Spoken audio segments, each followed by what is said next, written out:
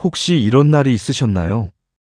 분명히 열심히 살고 있는데 어느 순간 갑자기 다 놓아버리고 싶은 날, 아무 이유도 없이 무거운 날, 한 발짝도 더 나가기 싫은 날. 그게 게으름 때문이 아니라는 거 사실 우리 모두 알고 있잖아요. 지쳐서 멈춘 거죠. 버티다 버티다 그냥 멈춰버린 거예요. 저도 그런 날들이 있었어요. 이게 맞나? 싶은 날, 왜 나는 이렇게밖에 안 되지? 싶은 날, 그냥 이불 속에서 하루가 끝났으면 좋겠다 싶은 날. 근데요, 그 멈춤 안에서 저는 뭔가를 발견했어요. 멈춤이 끝이 아니라는 것. 그리고 다시 나아가는 힘은 의지에서 오는 게 아니라는 것. 오늘 그 이야기를 나눠보려고 해요.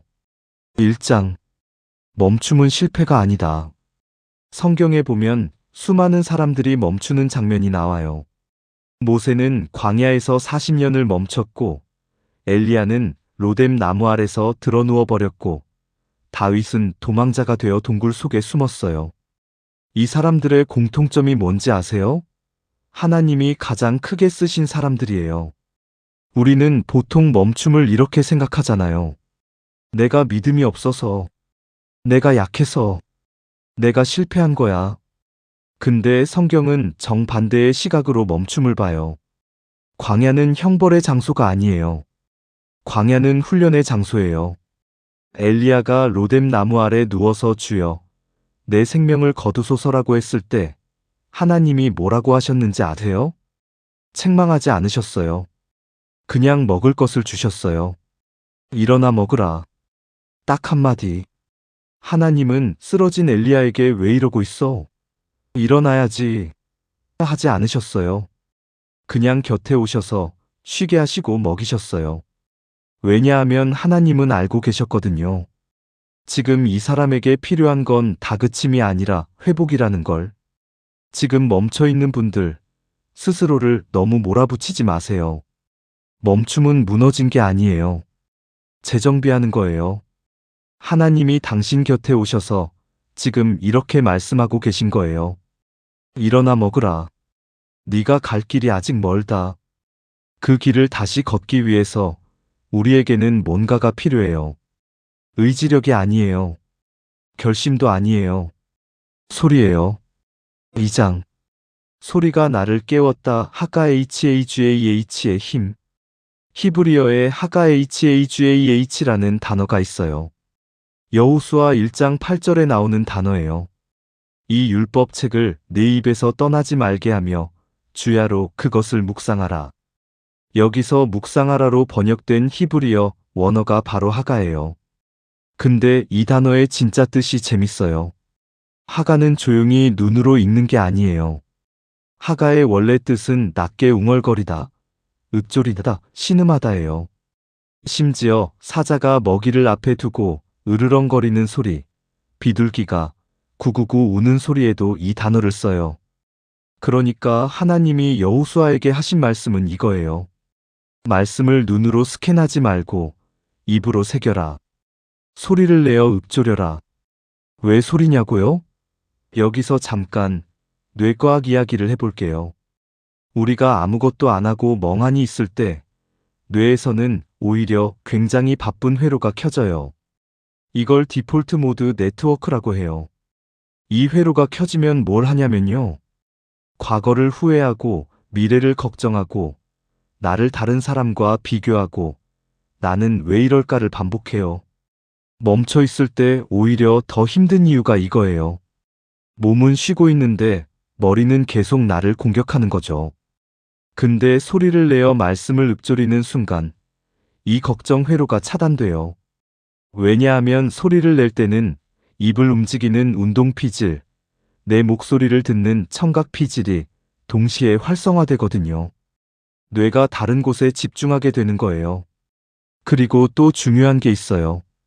반복해서 같은 말씀을 읊조리면 뇌에 새로운 신경회로가 만들어져요. 이걸 신경가소성이라고 하는데 쉽게 말하면 이거예요.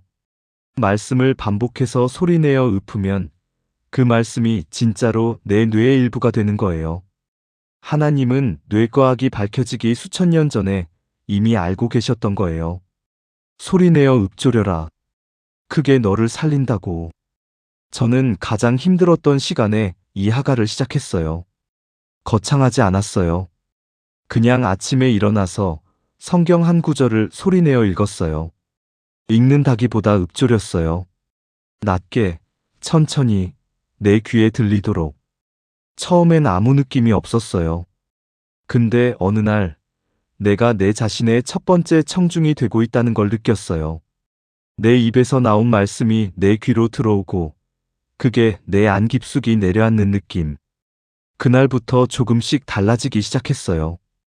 감정이 달라진 게 아니에요. 방향이 달라졌어요. 3장. 행복 말고 거룩. 우리가 흔히 듣는 말이 있잖아요. 행복하게 살아. 네가 행복해야 아이도 행복해. 행복이 먼저야. 맞는 말이에요. 틀린 말이 아니에요. 근데 저는 오랫동안 이 질문을 했어요. 그럼 행복은 어떻게 만들어지는 거지? 행복은요. 사실 내가 만들 수 있는 게 아니에요. 아들이 시험을 잘 봐야 행복하고, 일이 잘 풀려야 행복하고, 날씨가 좋아야 행복하고, 누가 나를 알아줘야 행복한 거잖아요. 행복은 상황에 의존해요. 파도처럼 왔다 갔다 해요. 근데 저는 어느 날 이 단어를 만났어요. 거룩. 거룩이라고 하면 어떤 이미지가 떠오르세요? 교회에서 두 손 모으고 조용히 앉아 있는 것? 절대 화내지 않는 것? 완벽하게 사는 것? 아니에요. 거룩의 히브리어 원어는 카도시큐에이디오스H예요. 그 뜻은 딱 하나예요. 구별됨. 거룩은 완벽함이 아니에요. 방향이에요. 세상이 흘러가는 방향과 다른 방향을 선택하는 것. 감정에 휩쓸리지 않고, 결과에 흔들리지 않고, 그럼에도 불구하고 이 길을 걷겠다는 선택. 하나님이 레위기에서 이렇게 말씀하세요. 나는 거룩하니 너희도 거룩하라. 이게 명령처럼 들리지만 사실은 정체성 선언이에요. 너는 이미 구별된 존재야. 그러니까 그렇게 살아. 거룩은 일상 속에서 이렇게 나타나요. 화가 나는 상황에서 한 박자 쉬는 것. 아무도 안 볼 때도 정직하게 행동하는 것. 잘 안 되는 날에도 작은 선함을 선택하는 것. 이게 거룩이에요. 행복은 결과예요. 내가 통제할 수 없어요. 하지만 거룩은 선택이에요. 어떤 상황에서도 내가 선택할 수 있어요. 그래서 거룩이 나아가는 힘이 돼요. 기분이 좋아서 움직이는 게 아니라 구별된 존재이기 때문에 움직이는 거예요. 감정이 이끄는 삶이 아니라 정체성이 이끄는 삶. 파도 위에 올라타려고 하면 계속 쓸려다녀요. 바위 위에 서면 파도가 와도 내가 서 있는 자리가 달라지지 않아요. 행복이라는 파도를 쫓지 마세요. 거룩이라는 바위 위에 서세요. 그 자리에서 나아가는 힘이 나와요. 4장. 오늘 한 걸음이면 충분하다. 나아가는 힘이라고 하면 우리는 보통 이런 걸 상상해요. 폭발적인 동기부여. 눈물 흘리면서 결심하는 순간. 드라마틱한 변화. 근데 실제로는 그렇지 않더라고요. 나아가는 힘의 진짜 모습은요.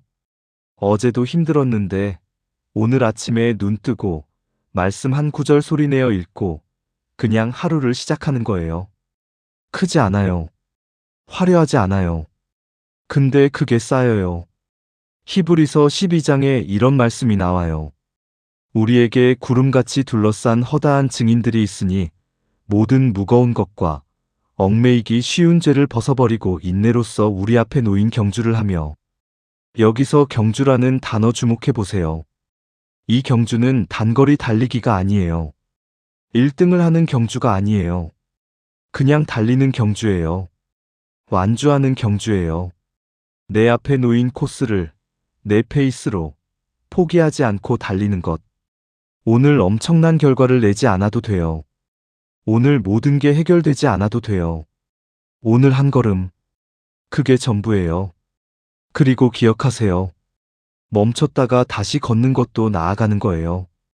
울면서 걷는 것도 나아가는 거예요. 느리게 걷는 것도 나아가는 거예요.